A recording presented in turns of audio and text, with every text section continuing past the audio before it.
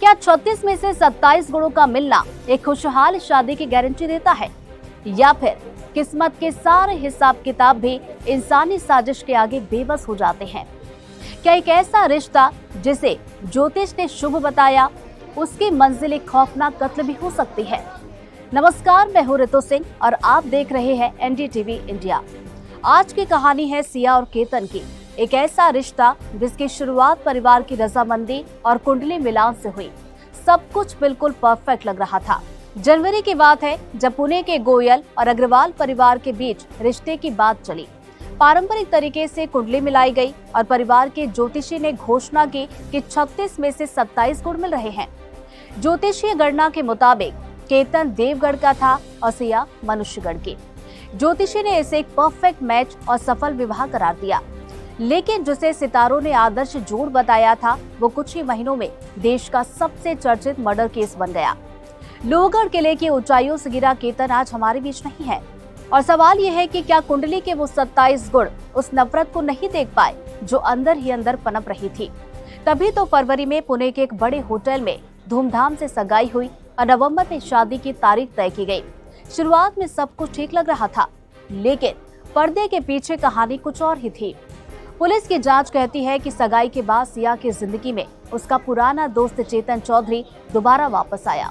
धीरे धीरे केतन को सिया के व्यवहार में बदलाव महसूस होने लगा। केतन ने अपने पिता विशाल अग्रवाल से कई बार अपनी चिंता भी जाहिर की थी। वो अक्सर कहता था कि जब भी वो सिया को कॉल करता है, उसका फोन बिजी मिलता है और बातों बातों में सिया अक्सर चेतन चौधरी का नाम भी लेती है। केतन के मन में गहरा संदेह पैदा हो चुका था और उसने तो अपने पिता से यहाँ तक पूछा था कि क्या सिया के बैकग्राउंड की पूरी जानकारी ली गई है। लेकिन परिवार ने इसे शादी से पहले का सामान्य स्ट्रेस मानकर केतन को समझा दिया। वो नहीं जानते थे कि ये किसी बड़े तूफान के आने की आहट है। लेकिन साजिश की पहली झलक शायद 14 जून को ही मिल गई थी। केतन और सिया लोहगढ़ किला घूमने गए थे और पुलिस के मुताबिक उस दिन भी एक संदिग्ध घटना हुई थी, जिसमें केतन खाई में गिरते गिरते बचा था। क्या वो कत्ल का कोई ट्रायल था? इसके ठीक 4 दिन के बाद यानी 18 जून को वही हुआ जिसका डर था। केतन अग्रवाल की लोहगढ़ किले से गिरकर मौत हो गई। पुलिस का आरोप है कि ये कोई हादसा नहीं बल्कि एक सुनियोजित हत्या थी, जिसे सिया गोयल और चेतन चौधरी ने मिलकर अंजाम दिया। सिया के भाई साहिल ने पुलिस को बताया कि सिया कहती थी कि वो चेतन के संपर्क में नहीं है, लेकिन हकीकत कुछ और ही निकली। अब दोनों आरोपी पुलिस की गिरफ्त में हैं और जांच में रोज नए खुलासे हो रहे हैं। इस केस में सबसे बड़ी चुनौती ये है कि घटना स्थल पर कोई आई विटनेस नहीं है। लोहगढ़ किले की उस ऊंचाई पर कोई सीसीटीवी कैमरा भी नहीं लगा था। ऐसे में पुणे पुलिस की पूरी जांच अब परिस्थिति जन्य साक्ष्यों और डिजिटल फुटप्रिंट्स पर टिकी हुई है। सिया और चेतन के मोबाइल फोन की फॉरेंसिक जांच भी हो रही है।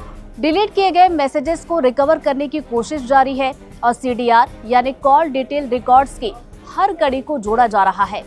अब पुलिस सिया गोयल का लाई डिटेक्टर यानी पॉलीग्राफ टेस्ट कराने की भी तैयारी में है, ताकि उस सच को बाहर लाया जा सके जो सितारों की गणना में भी नहीं दिखा। क्या 27 गुण मिलने के बाद भी ये रिश्ता सिर्फ एक दिखावा था?